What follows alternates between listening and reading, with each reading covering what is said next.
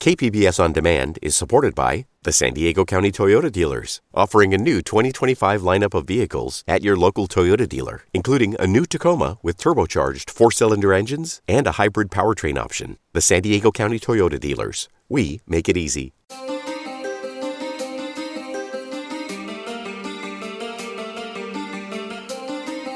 Welcome back to another edition of the KPBS Cinema Junkie podcast. I'm Beth Accomando.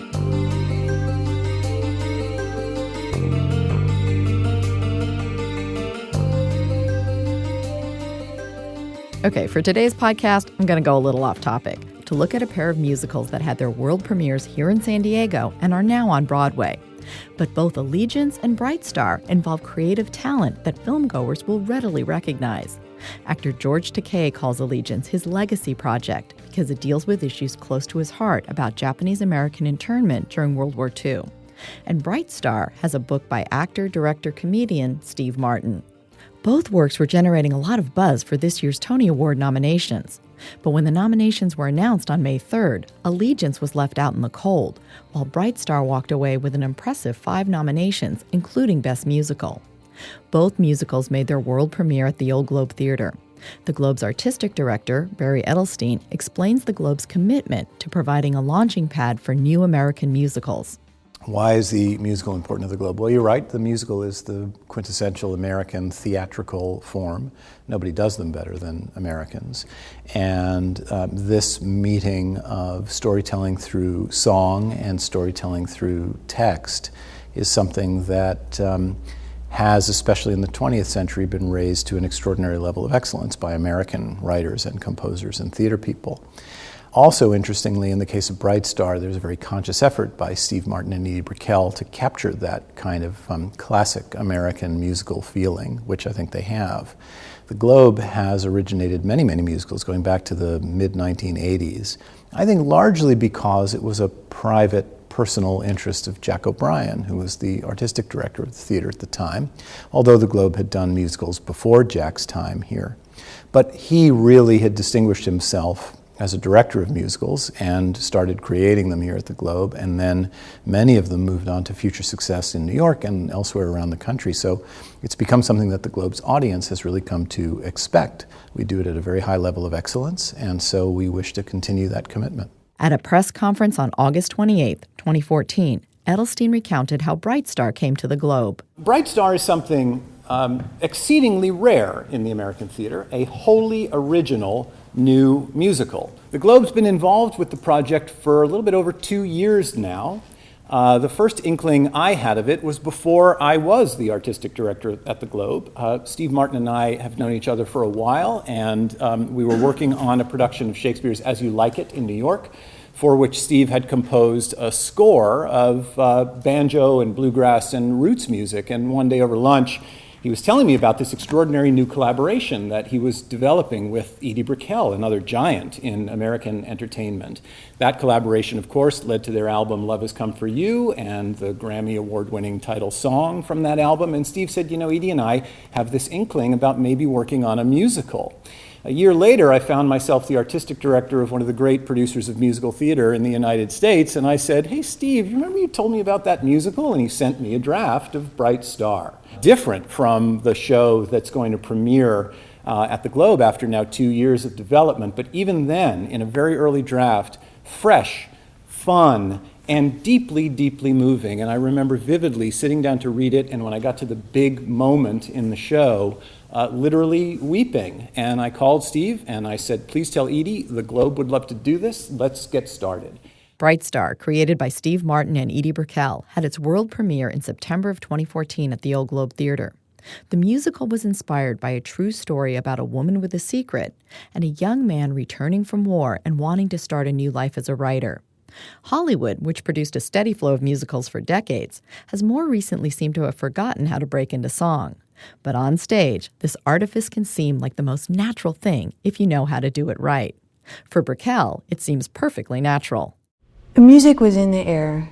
Music was the food of our household. If my mom was struggling or in a mood, she'd put on music. So she always had on music because she was a very hard-working woman, and I admire the energy that she brought to the house when she played music and danced around and forgot her troubles. Brickell and Martin are newbies to the musical form. They've chosen a style of music for Bright Star, namely bluegrass, which is unconventional for the stage. But Edelstein says there's nothing naive going on here. Instead, there's a very high degree of sophistication. Here's my interview with Steve Martin as the musical was beginning rehearsals at the Old Globe Theater in September of 2014. And you may be surprised to find out what makes this wild and crazy guy cry.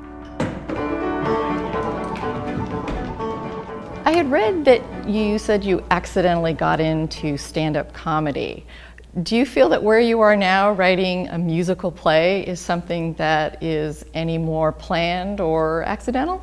Well, it certainly wasn't planned from 10 or 15 years ago, but it was planned in the last 2 or 3 years, because since I started working with Edie Brickell and started writing music with her, we had talked about musicals and how much we love them and how much we were moved by them, especially the ones we grew up with.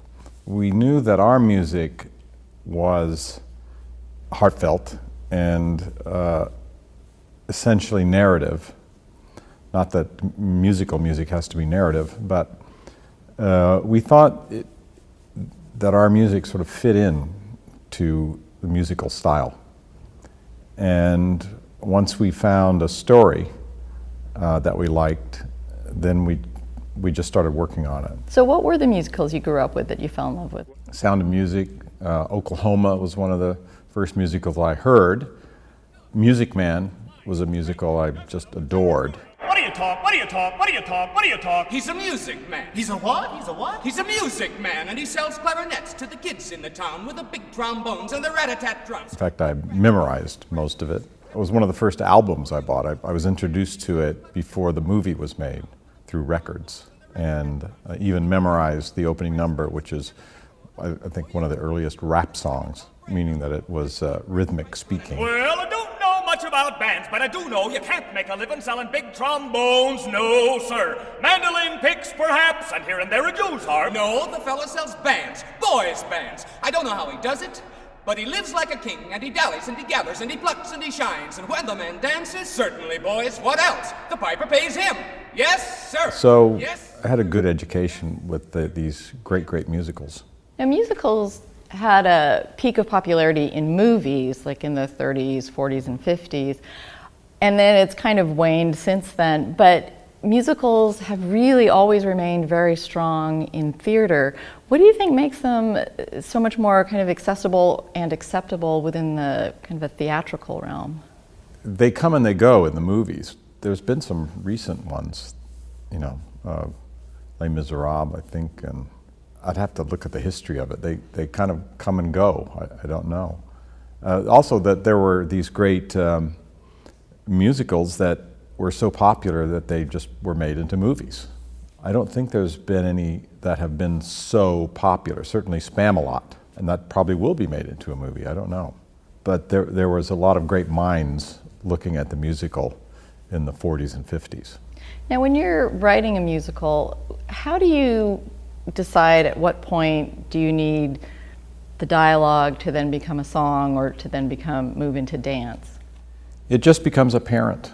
You have to be careful that the song doesn't reiterate the scene. It can certainly express an emotion, and sometimes the song becomes a kind of a story in itself, or it can become an expression of the singer's emotion in case of a love song. So, I mean, that's just part of what you have to do. You have to figure out when the song comes or when it doesn't come. Because I don't like to go to musicals where they sing all the way through. I like it when there's a scene, there's a respite from the music, and they talk, and then they sing. I always like it when the song starts up. It always makes me cry a little bit. Well, somebody I think said that people break into song when kind of words fail them or when they run out of words that are appropriate. It might be. I haven't looked at it that way. But, whenever you get to a point in the scene where one character, not in these words, but says, "And what do you think about that?" You can feel a song coming on. at the press conference, the first song involves the young man. Can you tell me a little bit, or set up a little bit what that... Yes, that's song? the opening scene. Now, by the way, all the scenes at the press conference were truncated, but it's a young man coming home from World War II. He's essentially saying, I'm home and I'm ready for my life to begin. And you follow him on his journey from wherever he was dropped off. The play takes place in North Carolina in 1945. I'm ready for my life to begin. I'm ready for it all to start.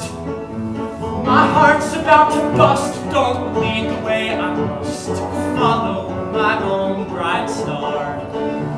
You never know what life will bring. If there isn't any reason or rhyme, hopes and dreams and fine imaginings, they happen in their own good time.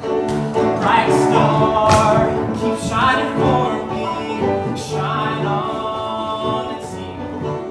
And you follow him through song on his way home to where he sees his father. And he has decided while he was away what he wants to do in his life, and he can't wait to tell his father and his mother what he's decided to become. Now, the press conference gave a hint of what the actual stage performance will be like, but it seems like there's a lot of fluidity in terms of the movement in time and place. Yes, it was a conception on the part of Walter Bobby, the director, and Josh Rhodes, choreographer, and that includes Eugene Lee, the set designer, how the stage could be fluid, so it wasn't lights go dark and then lights come up as the scenes change, because there's a lot of locations, and it would be difficult to change sets all the time. And it's actually quite beautiful to watch how it works. And the transitions are done musically. There's always music going on during the transitions from scene to scene. And also it helps the audience get comfortable with the music, because you hear the music sometimes before a song comes on. You'll hear the themes of that song, or you'll hear a reprise of a song as the sets are being changed that are relevant, I hope, to the scenes. How would you describe the collaboration between you and Edie Brickell? How do you work together creating these songs? It's been practically effortless. We kind of run everything by each other, except when it comes to music, I essentially compose chords and kind of background melodies. It hasn't always worked this way, I'm being very general, but background melodies, and then she runs off with it and writes lyrics and often what they call top-line melodies and comes back with a song. And then we either tweak it where it needs to be tweaked. It's been an amazing process. And she's proven to be an incredible musical lyric writer that has gone beyond anything I've ever seen her do before.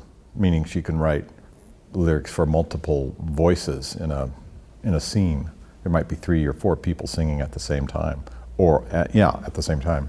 And when I was speaking to her, I mentioned that in a musical sometimes, is it difficult to see people just break into song? And for her, she goes like, well, for me, it's like people break into song all the time. Like for her, it didn't seem like there's the... Yeah. So I'm curious for you, what role did music play in your life? Was it something that was always there? Well, like I say, I grew up with musicals as being very emotional form. So as I watch our rehearsals, I never find it odd. In fact, I always find it quite moving or funny or whatever it needs to be when the music slips in. When you watch a movie, there's always music going and you kind of don't notice it. And it's really part of our American landscape to hear background music to everything. And in this case, the actors are participating. I think we're so used to it that it doesn't look funny at all.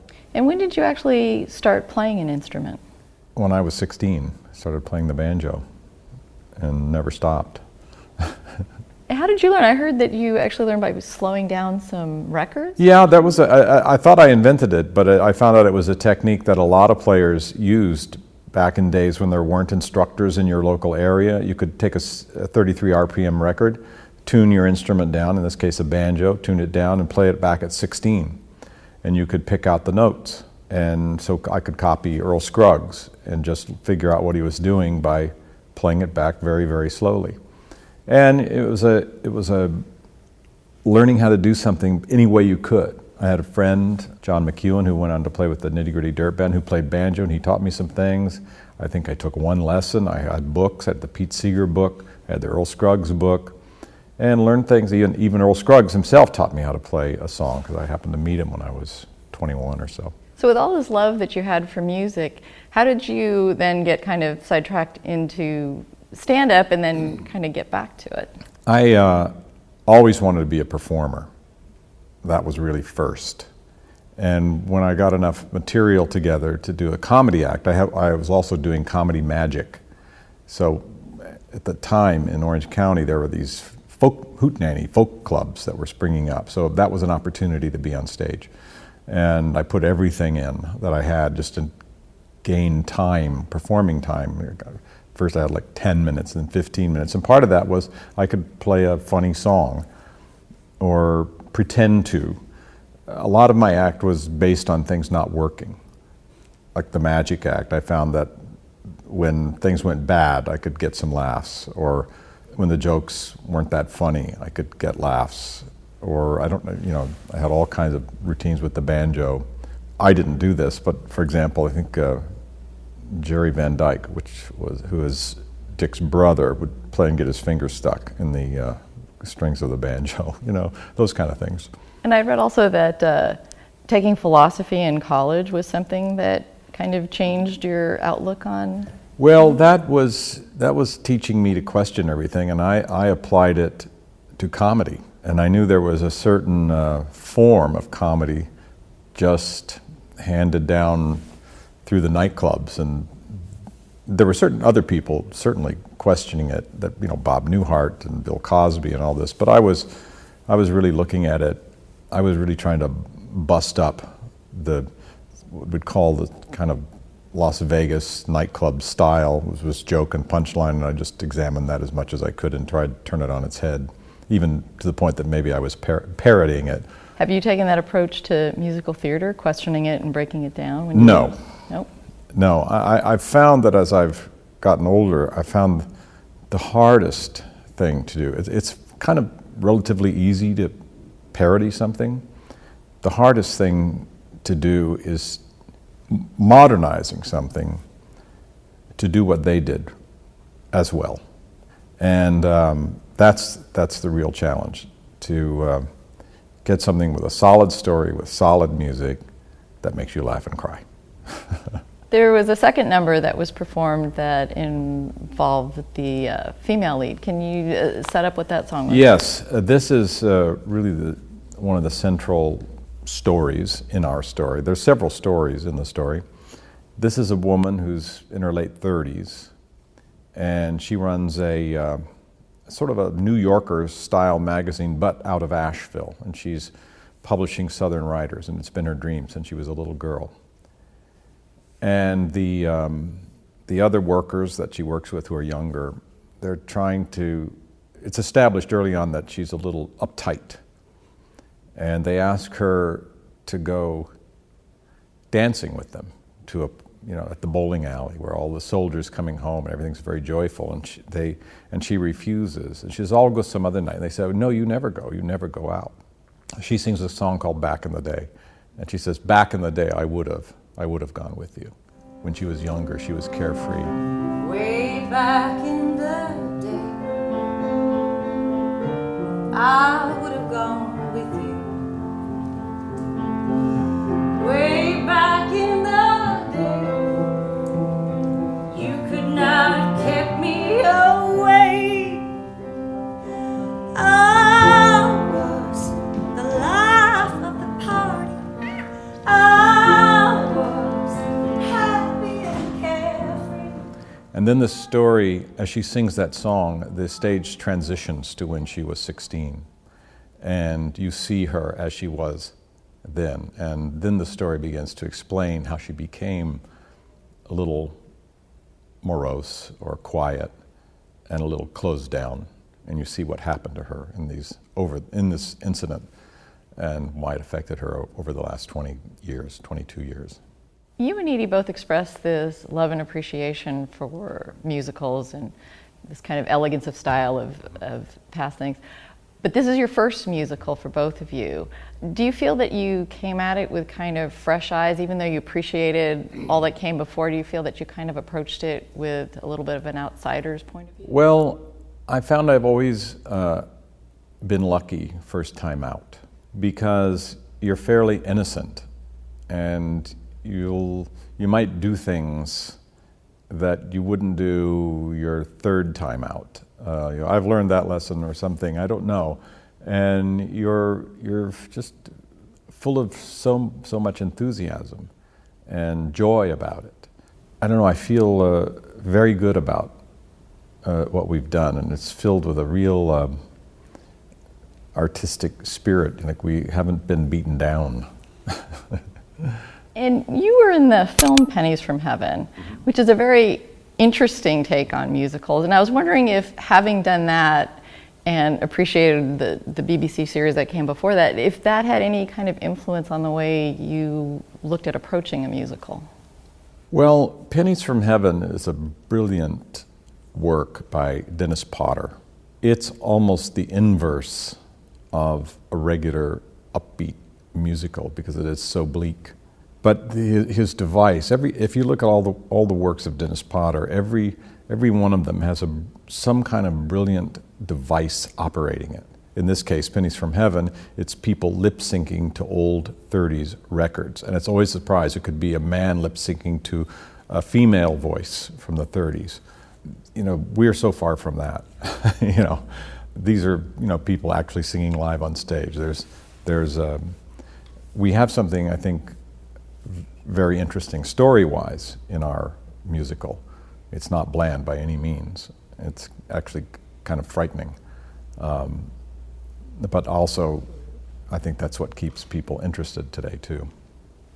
Of course, you can't reveal too much about No, your because musical. it would ruin the play for people, Talk a little bit about working with the Globe and how this experience has been, bringing it to the stage. Well, I've had a long I've had a long relationship with Barry Edelstein. He's directed at least 2 or 3 of my plays, and he even suggested I adapt the German play The Underpants, which was written in the 1920s, as a political commentary, I guess. It worked out really well, and so he contacted me, I guess, a year and a half ago and said, "What have you been working on?" And I said, "This." He said, "I'd like to read it." I sent it to him, and he said, "I'd like to do it." And we've workshopped it several times, and now we're here. And the facilities here are great. The people here, the staff is so great, incredibly professional. I doubt that we'll run up against this kind of talent and facilities again in the production of this play. At the press conference, one of the songs that was done ended, and Walter Bobby came out and said, wait, a couple of the lyrics were changed. So can you talk a little bit about the changes that are going on, and is it still something that's like in the works to Well, in that particular case, we had added a lyric because the choreographer said, "I need some time to accomplish X. Can you add a lyric?"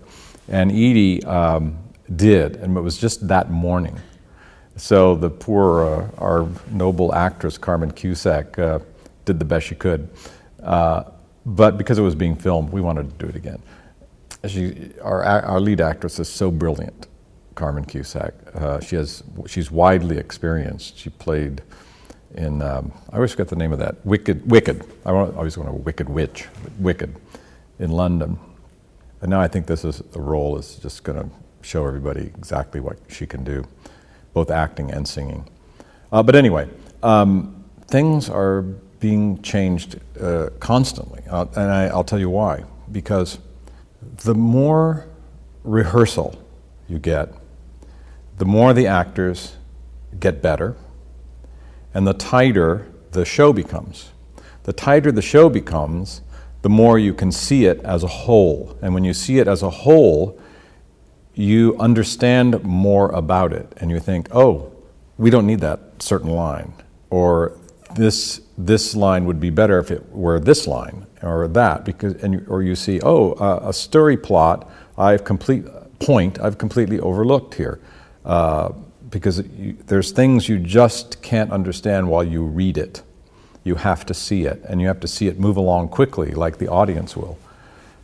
That's what you're catching as it progresses to a more fully formed, performed play. And what do you hope audiences take away from this? What do you hope the impact is?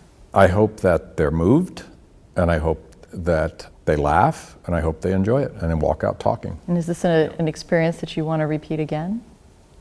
Putting together a musical? Well, I'd like a rest, but I really am living with this right now. I don't really have any plans for the future. I've thought of maybe a smaller one, maybe, a one-act musical might be an interesting form, but, everything about a musical is, I've learned is story. I feel confident we can write the music. I feel like the story is really crucial. If you look back on all these great musicals, they have a really good story and brilliant turns. I mean, at the end of Gypsy, the end of the first act, when I watched it, I thought, let's see, I can see them in conference say, we need a good song to end the first act.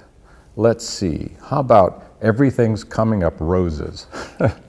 Considering where you started and how you first gained a lot of fame and attention, are you surprised at where you are now? And do you feel that people have kind of accepted the way you've reinvented yourself a number of times? Well, if you look at where I started, I certainly have reinvented myself. But it has been incremental, both to me and maybe to the audience. So I haven't met a lot of resistance because it's been so sneaky. But I've just, I wouldn't want to be doing still today what I did then. I just feel odd. But I am going off, in fact, tomorrow to go to Florida to do some shows with Marty Short. And, we perform and joke around, kid around, so still doing that. I still do live shows with a band. We play on stage, and it's music and it's comedy, and I like that. I love telling a joke as much as I do writing one. Would you describe this musical as a comedy or no. a drama? I would call it a drama with music. I mean, with comedy. A drama has some comedy. There's some funny characters in it. People laugh through it, but essentially it's a drama.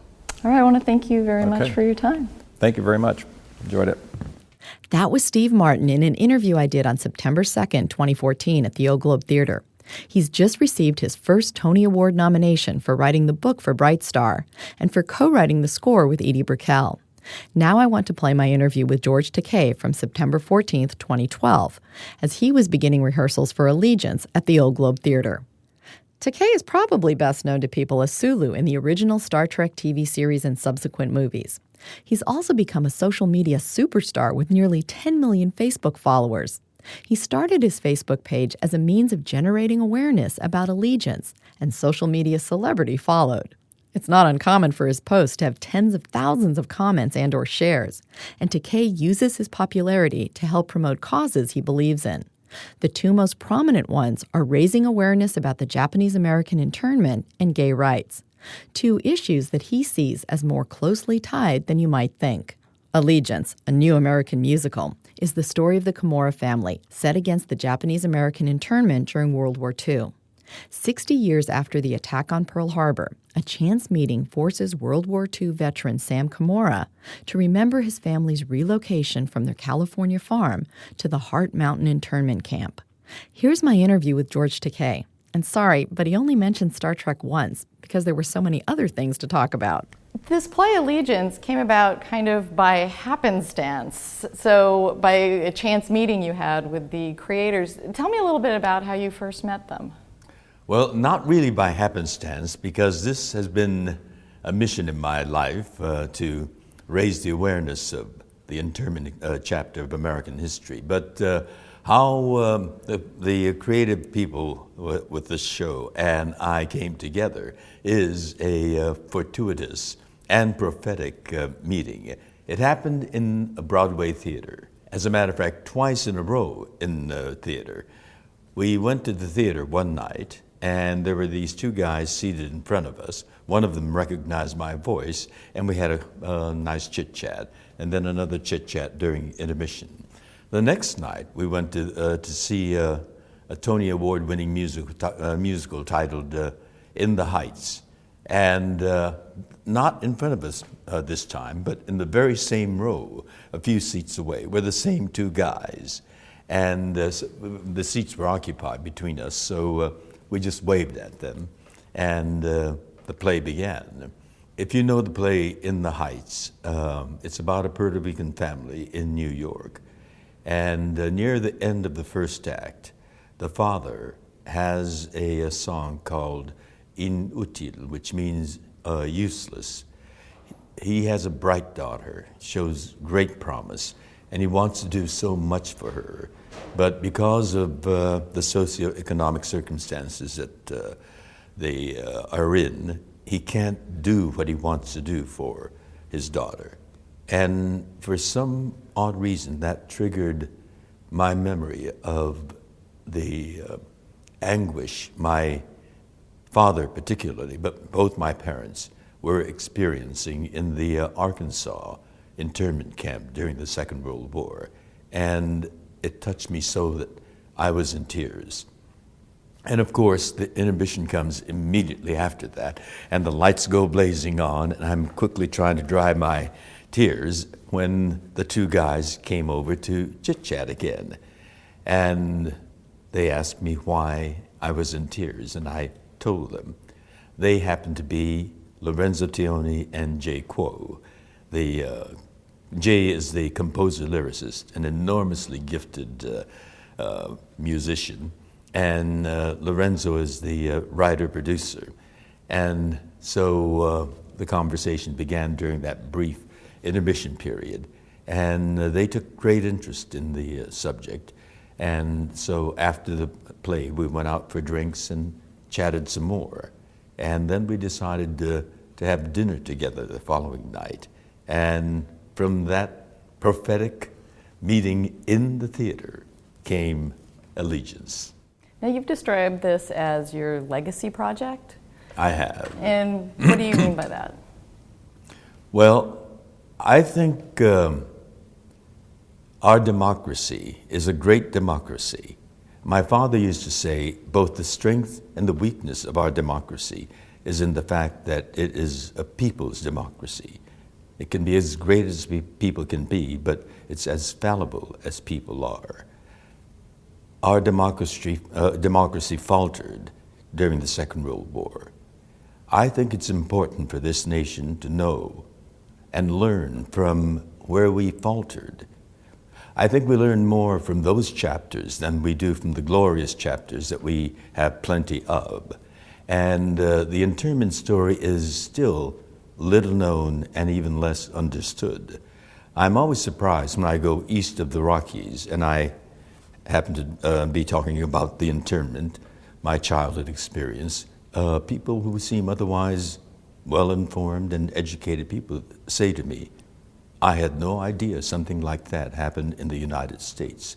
And so I do feel that with this musical, that's going to reach many, many people, and through the music of Jay Quo, reach them via the heart as well as the mind, is going to make people, one, discuss, and then do something about it to make our democracy a truer democracy.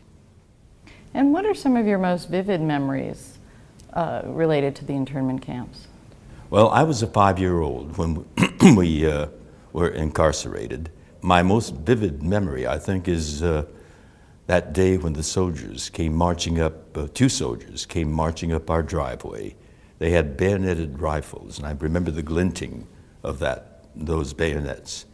Stomped up our front porch and banged on the front door and ordered our family out.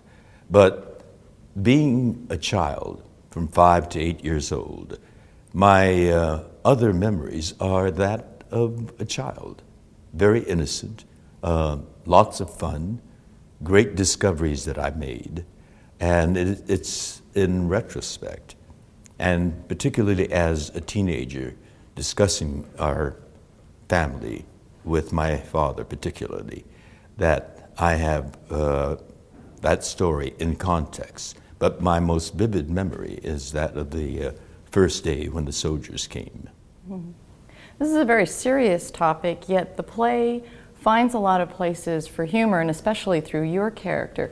What is the importance, do you feel, of using humor to engage people when they're watching a play like this? Well, it reaches the whole person, and that is also the true experience. Yes, it was torturous and harrowing at times, but people still fell in love. They got married, had children. And our barrack was right across from the mess hall. And my mother put us to bed, but occasionally, every month and a half or so, the administration would allow the teenagers to put on dances, which you see in our musical. And the music came wafting over. So I relate very much to the 1940s big band music, the Andrews Sisters, all that sound. So there was joy. You can't survive something like that with all grim suffering. We made our joy. I remember other vivid memories. We were to take only what we could carry. So people packed only the things that they thought they would absolutely need, absolute essentials. Yet, some women felt that the kimonos were essential enough to take with them. And on Obon Festival night, all of a sudden, that dark, barren background of black tar paper barracks, all in military uniformity, would explode with colors. The women were in their kimonos, and we heard Japanese folk songs, and they danced in rhythm to that. It was beautiful and so unusual, like a rare flower blossoming. And so, there were joyful moments, and we reflect that as well as the harrowing experiences. Tell me a little bit about doing this production, because I understand it is still a work in progress. So are you still getting changes and script changes at the last minute? We're doing creating an original musical. It is a work in progress, and that is very intensely challenging. We get rewrites that morning, and we're rehearsing it and performing it at night. And sometimes, it's very tough, but we tough it through. We have a group of extremely professional and very talented actor-singers. Well, I think I saw on Facebook you had a little pray for me. I just got new pages. Yes, answered prayers. And this is the first time you're doing musical, correct? Yes. Oh, no, actually not. No? The very first musical I did was right out of college. I was a theater student at UCLA. And one of our playwriting teachers worked in concert with the music professor from the music department and created a civil rights musical. That was during the civil rights period, back in the late 50s, early 60s. And I was cast in this civil rights musical called Fly Blackbird. I was the lone Asian amongst these students fighting for civil rights for African Americans and for the American way. And I had a song number there titled The Gong Song. And the word we were playing with was Oriental, not Asian. Why is an Oriental detective always accompanied by a gong? Criticizing Hollywood stereotypes. So that was my very first musical, 50 years ago. And I've had sprinkled in my career what the Brits call pantomime. It's a English holiday theatrical confection that has song and dance, vaudeville, comedy, and acrobatics sometimes. And I've sung a song or two on those as well. I've done 3 pantomimes in England. So it sounds like political activism and your art have been intertwined from the very beginning. That's correct. That's correct. It was a civil rights musical. We sang at a rally, civil rights rally, where Dr. Martin Luther King was the speaker, and we got a chance to meet him privately after the concert, and it was an absolutely unforgettable thrill to briefly chat with him and shake his hand. This hand shook his hand. Do you think your interest in politics stems from your father and what he taught you? Well, when I was a teenager, I had these intense discussions with my father. My father felt that it was the absence of Japanese Americans in the mainstream of American society, which includes politics, was in part what contributed to the ease with which we were incarcerated. And so before I was even of voting age, my father took me to the Adlai Stevenson for President headquarters, and he volunteered me. But also, a political campaign has a lot of theatrical elements, which kind of fed my inborn nature, I think. There's suspense, there's excitement, there's build, and ecstatic elation or black tragedy.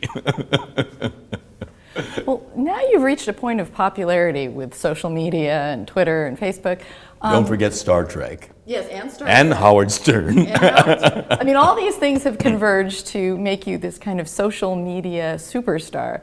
Do you feel obligated to kind of use that to help advance some of these issues that you believe in? Indeed, I do. And I do use my Facebook for some advocacy. You want to hold your audience, and you don't hold them with all advocacy or all education or all awareness raising. You throw in some giggles and some kittens and some humor, and you keep them coming daily. You feed them with fun and humor, and occasionally you have a blog or maybe a comment or two that makes people hopefully think and maybe take action. Did you ever think you'd be in a position to kind of influence politics and social thinking the way you have? Well, the mission of politics is to connect with people and to connect with ideas and to bring about social change. And I think drama is a wonderful, powerful way of doing that, and activism is another way of doing it. And I've been blessed with the kind of notoriety that my profession has given me to have access to your cameras or microphones and amplify or multiply my visibility. And I try to use that for that purpose. There are a lot of younger celebrities and stars out there who haven't managed to master things like Facebook and Twitter. And you've come into this, celebrity through there. And has that surprised you? Is this something that kind of took you a little bit by surprise? It has taken me by surprise. I'm really, thrown aback by all this because, to be honest, it began as a way to get the word out on allegiance. And we want, and particularly because the subject matter, as I said, is so little known or not known at all by some parts of the country, that we needed to not only get the word out on allegiance, but to give people some background, some understanding of what allegiance is about. And so I began with my core base, which are sci-fi fans, the nerds and geeks. And I thought, if I can get them, they're activists too. If I can get them energized, then we can get them to buy tickets and then see the show and spread the word. But then it continued to grow and grow. It really is amazing, this thing called social media. It just growed and growed like Topsy, and here we are. I had no idea it would go past 2.5 million people. It's really amazing. I'm still of my generation, and I'm absolutely astounded by the success that Facebook has enjoyed. Well, like your character in the play Allegiance, you use humor also to engage people quite well. Exactly. Humor is humor is the honey with which you catch the bees, and then the sting. And in addition to trying to make people aware of the Japanese internment camps, Japanese American. We weren't incarcerated by the Japanese. We were incarcerated by America, U.S. internment camps. Mm-hmm. We had American soldiers guarding over us. It was our U.S. Constitution that was egregiously violated. I stand corrected. But you also use your celebrity to also be active for gay rights as well. Absolutely. It's the same issue. Mm-hmm. Same issue. We were incarcerated by very real barbed wire offenses. But the LGBT group is another group of Americans incarcerated by legalistic barbed wire offenses, laws that imprisoned them from equality with not only the rest of the country, but you know what is to me absolutely baffling is, in the case of the incarceration of Japanese Americans, we look different. We look like the people who bombed Pearl Harbor. But with the LGBT community, we are literally members of our family. We're sons and daughters, brothers and sisters, fathers and mothers in some cases. And to deny equality to our own flesh and blood is to me the cruelest, most inhuman and irrational act. It's the same issue. Our inability to recognize that equality is what America is all about. Liberty and justice for all. That's the pledge. And I learned that pledge incarcerated behind U.S. barbed wire fences. I could see the barbed wire fence and the sentry towers right outside my schoolhouse window in a black tar paper barrack as I recited the words, "I pledge allegiance to the flag of the United States of America," which ends with liberty and justice for all, which includes LGBT people. They are members of our own family, our own flesh and blood. How irrational, how cruel can we get? And since you do come from that background, did you find it hard to kind of separate the notion of what America stands for and sometimes what it ends up being because of some of the people that are in politics or in the government? Well, as my father said, our democracy is made up of fallible human beings. And he told me about the Attorney General in California who took an oath on the Constitution of the United States, but wanted to be elected governor of the state. And he saw that the most popular issue back in the early 40s was the get rid of the Japs movement. So this Attorney General who took that oath on the Constitution ran on that issue and won on that issue and became the governor of the state of California, and later was appointed by President Dwight Eisenhower as the Chief Justice of the United States Supreme Court. His name is Earl Warren. He was a fallible American. What are you most proud of in this play, Allegiance? You know, it's hard to pinpoint one thing because during technical rehearsals, I was sitting in the house watching the technical part. It's a boring, time-consuming, and energy-draining process. But we'd been rehearsing in the rehearsal hall, the play, and I saw that play on stage with the sets. It's a memory play, and it has that fluidity of memories. And then the lights come on, and the sound. You know, it's hard to take one thing out. The performers are glorious, but it's the whole theatrical experience that really makes that statement. I'm most proud of that entire statement. And the final element, after technicals, that we added to the whole production is the audience. Every single night, we've had standing ovations. It is a glorious feeling. And, one can, from an actor's standpoint, I can say the standing ovations, but no, it's the whole. And it's knowing that the message of this play and the joy, as well as the profound and potent statement about our democracy, is what's being shared. That's what I'm most proud of. Well, thank you very much. Thank you. Listen to Oji. Keiko look at page, paper very bad. Oji look at Keiko, see how Keiko very sad. But paper also change, if taken for this way.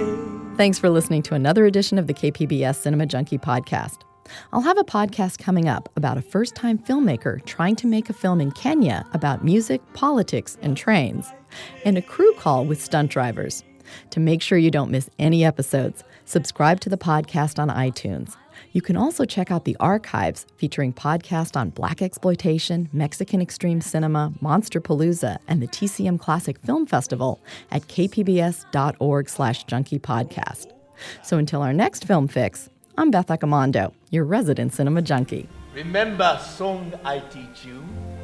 How mountain can be moved stone by stone, eh? 石から石山は移動される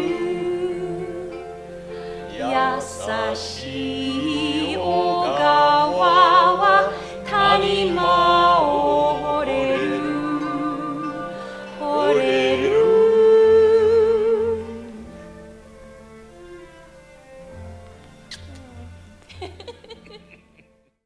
KPBS On Demand is supported by the National Conflict Resolution Center. Geopolitics, a divisive election year, and strained budgets are all topics that can create tension in the workplace. NCRC can help workplace leaders navigate polarizing issues with the Culture, Communication, and Conflict Certificate. More at ncrconline.com.